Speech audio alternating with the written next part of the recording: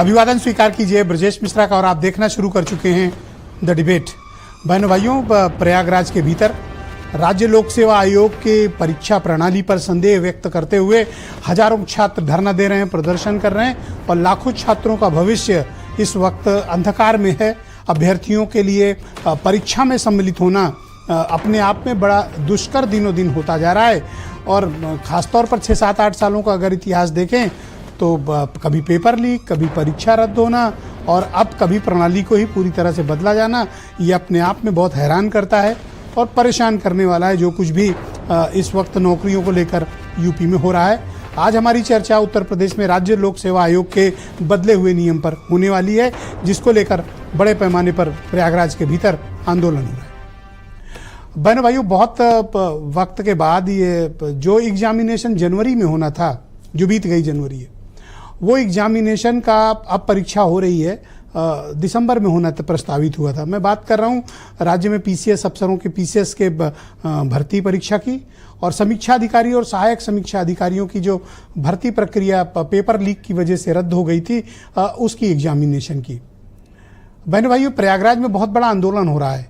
आप लोग ये समझना चाहते होंगे कि आंदोलन का कारण क्या है, ऐसा क्या हो गया कि जिसके कारण हजारों अभ्यर्थी प्रयागराज की सड़कों पर धरना दे रहे हैं, खुले आसमान के बीच रात गुजार रहे हैं।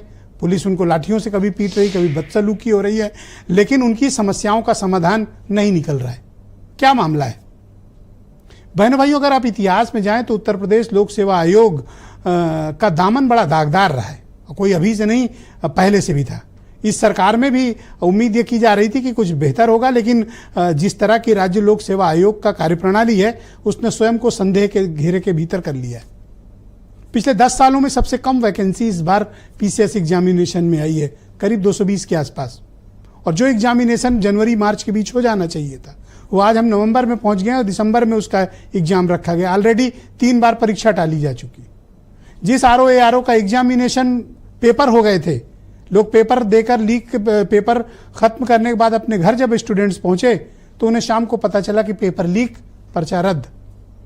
तब कहा गया था कि 6 महीने के भीतर करा लिया जाएगा, लेकिन अब चलिए 9 महीने के बाद सरकार करा रही है एग्जामिनेशन दिसंबर में, लेकिन उसकी प्रणाली को लेकर अब सवाल खड़े हो गए।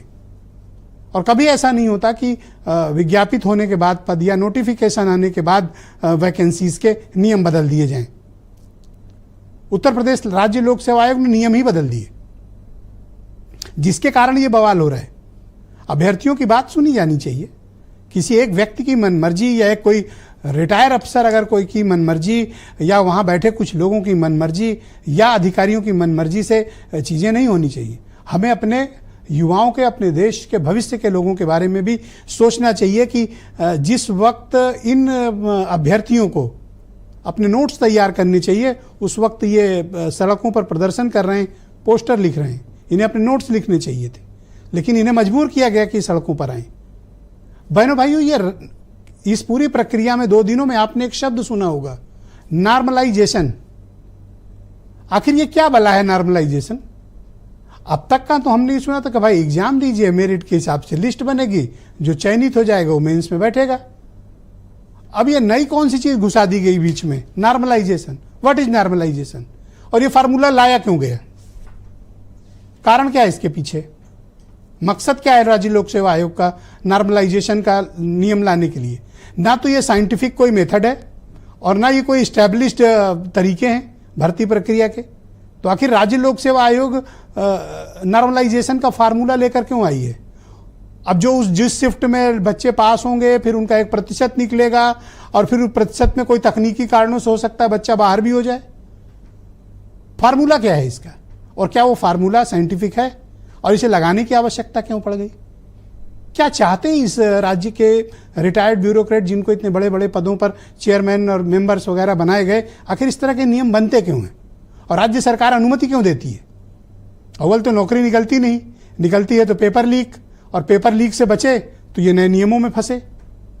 महज 220 पोस्ट हैं बहनों भाइयों, और 5 लाख से तकरीबन 4.5 लाख के आसपास स्टूडेंट्स पीसीएस का एग्जाम दे रहा है और 10 लाख से ज़्यादा आरओ का एग्जाम दे रहा है।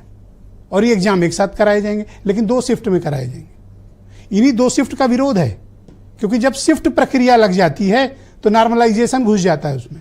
अगर ये एक बार में करा लिया जाए तो कोई नॉर्मलाइजेशन नहीं। जैसे अपना संघ लोक सेवा आयोग आईएएस का एग्जाम कराता है, प्रॉपर कराते हैं, जैसी मेरिट आई सिलेक्ट, लेकिन इन्होंने घुसा दिया बीच में नॉर्मलाइजेशन।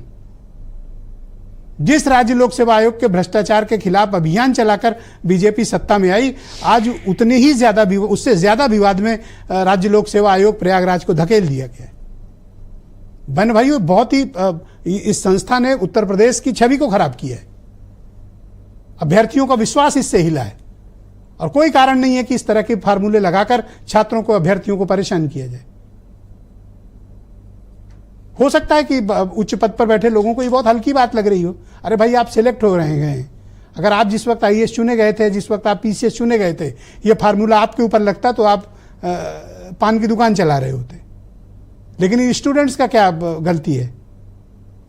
5-5 साल, 7-7 साल से इलाहाबाद में किस तरह से कितनी खराब हालत में बेचारे रहते हैं और कितना कठिन परिश्रम करते हैं। क्या मेधा है इनकी, क्या जज्बा है, लेकिन क्या इनके साथ हो रहा है? बहुत ही दुखद है ये।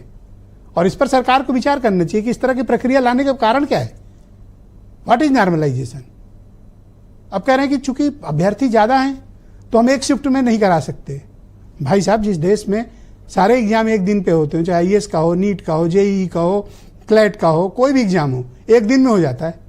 आप ऐसा कौन सा एग्जामिनेशन करा रहे हैं जो शायद पहली बार हो रहा है क्या पीसीएस का एग्जाम इस देश में, इस राज्य में? अब आप कह रहे हैं हम 2 शिफ्ट में कराएंगे। क्यों कराएंगे भाई? आपके पास इतने एग्जामिनेशन सेंटर हैं, आप उस पर कराइए।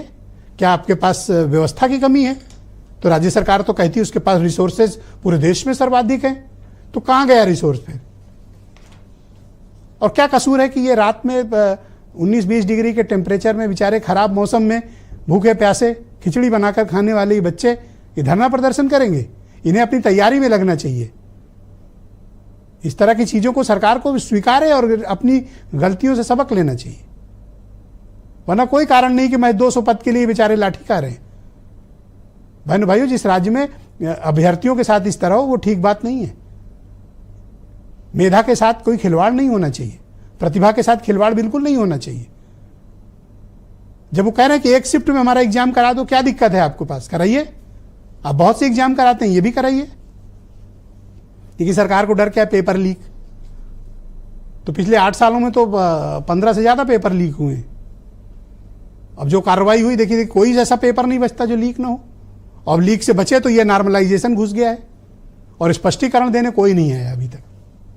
कम से कम राज्य सरकार को इस पर बोलना चाहिए। चलिए, राज्य सरकार कहेगी कि वो तो कॉन्स्टिट्यूशनल बॉडी है, इंडिपेंडेंट बॉडी है राज्य लोक सेवा आयोग। उनके चेयरमैन संजय श्रीनेत कहाँ छिपे हुए हैं? क्यों नहीं सामने आ रहे हैं? जब आप इतने इतने बड़े पदों पर बैठते हैं, पद गोपनीयता की शपथ लेते हैं, जिम्मेदारी लेते हैं, तो पब्लिक डीलिंग में आपको परहेज किस बात का है? आइए बताइए ना। दरअसल बहनों भाइयों, जब आप रिटायर्ड अफसरों को इन पदों पर बिठाते हैं तो उनका पब्लिक डीलिंग अच्छी नहीं होती। उनके अंदर कॉन्फिडेंस नहीं होता है कि वो एड्रेस कर पाए इशूज को। वो फाइलों पे तो काम कर लेंगे लेकिन वो बात नहीं कर पाते हैं, इनका कॉन्फिडेंस नहीं होता है। और दूसरा, छिपाने की प्रवृत्ति, ये बड़ी घातक है। और ये जो प्रयागराज में क्राइसिस है उसके बहुत हद तक पीछे ये लोग जिम्मेदार हैं। खुद नियम बनाएंगे और ऐसे बना दिए हैं कि आज छात्र सड़कों पर है, जहां उसे तैयारी करना चाहिए वो सड़क पर प्रदर्शन कर रहा है। तो इसके लिए जिम्मेदारी तय होनी चाहिए। ये कोई लोगों के साथ इस तरह से खिलवाड़ उनके भविष्य के साथ होना गलत है और इस पर सरकार को कार्रवाई भी करनी चाहिए। मैं चाहता हूं आप कुछ स्टेटमेंट सुने, फिर आज की डिबेट को हम आगे बढ़ाएंगे। छात्रों से मेरा निवेदन है कि वो धैर्य रखें और किसी भी राजनीतिक एजेंडे का हिस्सा ना बने। वो किसी भी विषय को समाधान करने की ओर ले जाने के बजाय उसे उलझाने का काम कर रहे हैं। हमारी पार्टी और हमारी सरकार उनके साथ खड़ी है। हमारे जो छात्र हैं वो धरने पे हैं जायज मांगों को लेकर, लेकिन उनके ऊपर लाठीचार्ज हो रहा। ये लाठीचार्ज भारतीय जनता पार्टी की पतन का रास्ता प्रशस्त करेगा। हम अभ्यर्थियों के साथ उन मुद्दों पर खड़े हैं, लेकिन बिना वजह किसी आंदोलन में अभ्यर्थी आंदोलन करते हैं अपने हित के लिए, उस आंदोलन को राजनीतिक रूप देने का काम समाजवादी पार्टी के लोग घुस जाते हैं। समाजवादी पार्टी के लोग उसमें अगुवा बन गए हैं। सरकार बिल्कुल जनता से झूठ बोल रही है और झूठे वादे कर रही है। पूरी तरीके से ये सरकार रोजगार देने में, काम देने में, लोगों बच्चों को नौकरी देने में ये विफल है। सरकार पूरी तरीके से लोगों को तोड़ने के लिए और बांटने का काम कर रही है। तो बहनों भाइयों, आज की परिचर्चा को हम आगे बढ़ाएंगे। राकेश त्रिपाठी उत्तर प्रदेश में बीजेपी के प्रवक्ता हैं। सूर्य कुमार शुक्ला फार्मर डीजी हमारे साथ मौजूद हैं। नवीन कुमार तिवारी प्रतियोगी छात्रों को हमें रिप्रेजेंट कर रहे हैं और सीधे हमारे साथ प्रयागराज से मौजूद हैं।